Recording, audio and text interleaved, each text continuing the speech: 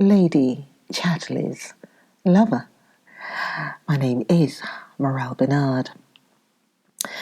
The place remembered, still remembered. Clifford sat in the pale sun, with the light on his smooth, rather blonde hair, his reddish, full face inscrutable. I mind more not having a son when I come here than any other time, he said. But the wood is older than your family, said Connie gently. Quite, said Clifford. But we've preserved it, except for us it would go. It would be gone already, like the rest of the forest. One must preserve some of the old England. Must one? Said Connie. If it has to be preserved and preserved against the New England, it's sad, I know. If some of the old England isn't preserved, there'll be no England at all, said Clifford. And we who have this kind of property and the feeling for it must preserve it. There was a sad pause. Yes, for a little while, said Connie. For a little while?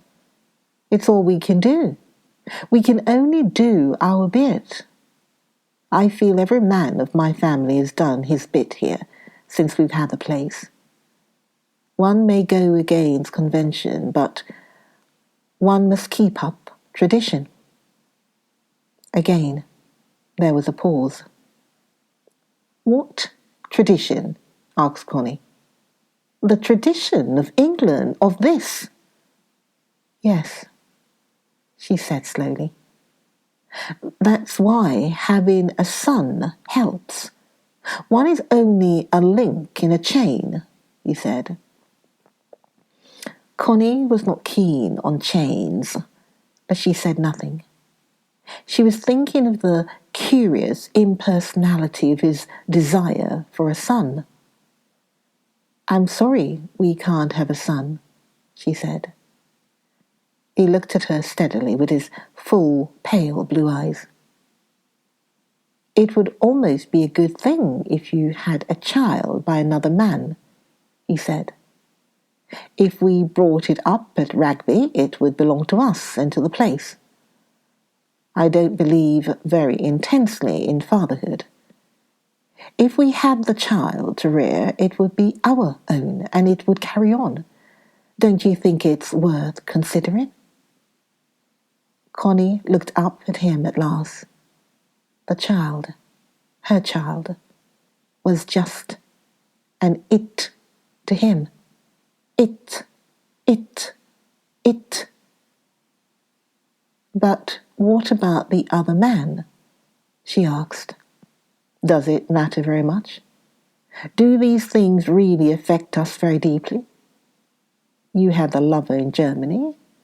What is it now? Nothing, almost. It seems to me that it isn't these little acts and little connections we make in our lives that matter so very much. They pass away. And where are they? Where? Where are the snows of yesteryear? It's what endures through one's life that matters. My own life matters to me in its long, continuous and development. But what do the occasional connections matter? And the occasional sexual connections especially. If people don't exaggerate them ridiculously, they pass like the mating of birds, and so they should. What does it matter? It's the lifelong companionship that matters. It's the living together from day to day, not the sleeping together once or twice. You and I are married, no matter what happens to us. We have the habit of each other, and habit, to my thinking, is more vital than any occasional excitement. The long, slow, enduring thing, that's what we live by, not the occasional spasm of any sort. Little by little, living together, two people fall into a sort of unison. They vibrate so intricately to one another. That's the real secret of marriage, not sex. At least not the simple function of sex. You and I are interwoven in a marriage. If we stick to that, we ought to be able to arrange this sex thing as we arrange going to the dentist, since fate has given us a checkmate physically there. Connie sat and listened in a sort of wonder and a sort of fear. She did not know if he was right or not. There was Michaelis whom she loved, so she said to herself. But her love was somehow only an excursion from her marriage with Clifford. The long, slow habit of intimacy formed through years of suffering and patience. Perhaps the human soul needs excursions and must not be denied them. But the point of an excursion is that you come home again. And wouldn't you mind what man's child I had? She asked. Why, Connie? I trust your natural instinct of decency and selection. You just wouldn't let the wrong sort of fellow touch you. She thought of Michaelis. He was absolutely Clifford's idea of the wrong sort of fellow. That men and women may have different feelings about the wrong sort of fellow, she said. No, he replied. You care for me. I don't believe you would ever care for a man who was purely antipathetic to me. Your rhythm wouldn't let you. She was silent. Logic might be unanswerable because it was so absolutely wrong. And should you expect me to tell you? She asked, glancing up at him almost furtively. Not at all. I'd better not to know. But do you agree with me, don't you, that the casual sex thing is nothing compared to the long life lived together? Don't you think one can just subordinate the sex thing to the necessities of a long life? Just use it, since that's what we're driven to. After all, do these temporary excitements matter? Isn't the whole problem of life the slow building up of an integral personality through the years, living an integrated life? There's no point in a disintegrated life. If lack of sex is going to disintegrate you, then go out and have a love affair. If lack of a child is going to disintegrate you, then have a child if you possibly can. But only do these things so that you can have an integrated life that makes a long, harmonious thing. And you and I can do that together, don't you think? If we adapt ourselves to the necessities and at the same time weave the adaptation together into peace with our steadily lived life. Don't you agree? Connie was a little overwhelmed by his words. She knew he was right, theoretically. But when she actually touched a steadily lived life with him, she hesitated. Was it actually her destiny to go on weaving herself into his life all the rest of her life, nothing else? Was it just that? She was to be content to weave a steady life with him, all one fabric, but perhaps brocaded with the occasional flower of an adventure. But how could she know what she would feel next year? How could one never know? How could one say yes for years and years? The little yes gone on a breath. Why should one be pinned down by that butterfly word? Of course, it had to flutter away and be gone, to be followed by other yeses and nos, like the strain of butterflies.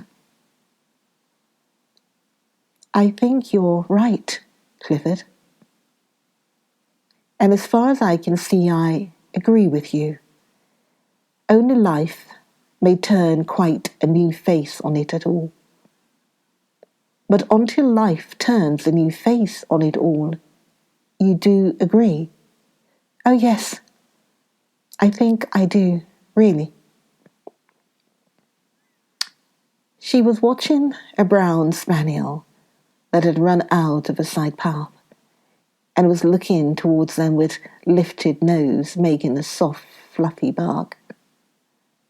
A man with a gun strode swiftly, softly, out after the dog, facing their way as if about to attack them, then stopped instead, saluted, and was turning downhill.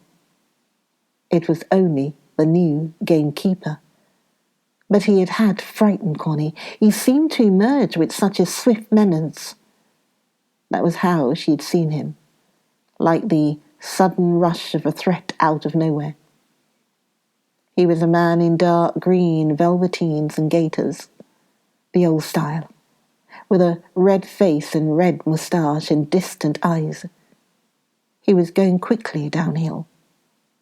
"Mellors," called Clifford. The man faced lightly round and saluted with a quick little gesture, a soldier. "Will you turn the chair round and get it started? That makes it easier," said Clifford. The man at once slung his gun over his shoulder and came forward with the same curious swift yet soft movements as if keeping invisible. He was moderately tall and lean and was silent. He did not look at Connie at all, only at the chair. "Connie, this is the new gamekeeper, Mellors." "You haven't spoken to her ladyship yet, Mellors?" "No, sir," came the ready, neutral words. The man lifted his hat as he stood, showing his thick, almost fair hair. He stared straight into Connie's eyes with a perfect, fearless, impersonal look, as if he wanted to see what she was like. He made her feel shy. She bent her head to him shyly, and he changed his hat to the left hand and made her a slight bow, like a gentleman. But he said nothing at all. He remained for a moment still with his hat in his hand. "But you've been here some time, haven't you?" Connie said to him. 8 months, madame, your ladyship," he corrected himself calmly. "And do you like it?" She looked him in his eyes. His eyes narrowed a little, with irony, perhaps with impudence. "Why, yes, thank you, your ladyship. I was reared here." He gave another slight bow, turned, put his hat on, and strode to take hold of the chair. His voice on the last words had fallen into the heavy, broad drag of the dialect, perhaps also in mockery, because there had been no trace of dialect before. "You might almost be a gentleman. Anyhow, he was a curious, quick, separate fellow, alone but sure of himself." Clifford started the little engine. The man carefully turned the chair and set it nose forward to the incline that curved gently to the dark hazel thicket. "Is that all then, Sir Clifford?" asked the man. No, you'd better come along in case she sticks. The engine isn't really strong enough for the uphill work." The man glanced round for his dog, a thoughtful glance. The spaniel looked at him and faintly moved its tail.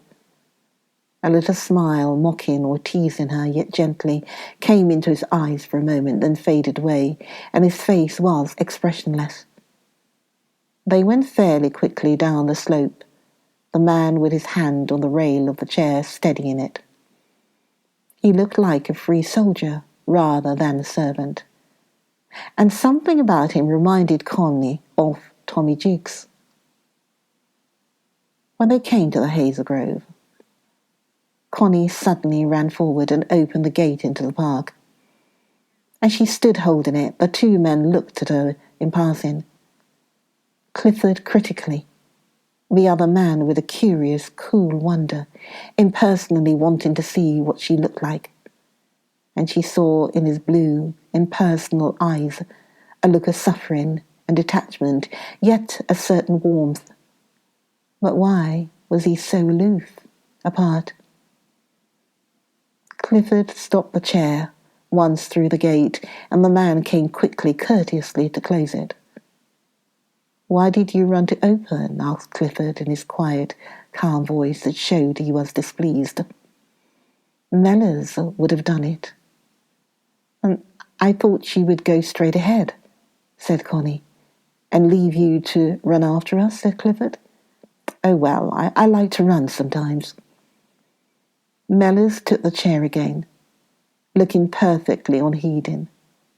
Yet Connie felt he noted everything as he pushed the chair up the steepest rise of the knoll in the park.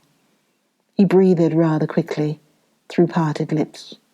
He was rather frail, really, curiously full of vitality, but a little frail and quenched. Her woman's instinct sensed it. Connie fell back, let the chair go on. The day had greyed over. The small blue sky that had poised low on its circular rims of haze was closed in again. The lid was down. There was a raw coldness. It was going to snow. All grey, all grey. The world looked worn out. You need to listen to the next video of Lady Chatterley's Lover. Listen to the next video of Lady Chatterley's Lover. Until then, see you. Morale then. Bye-bye for now. Bye-bye.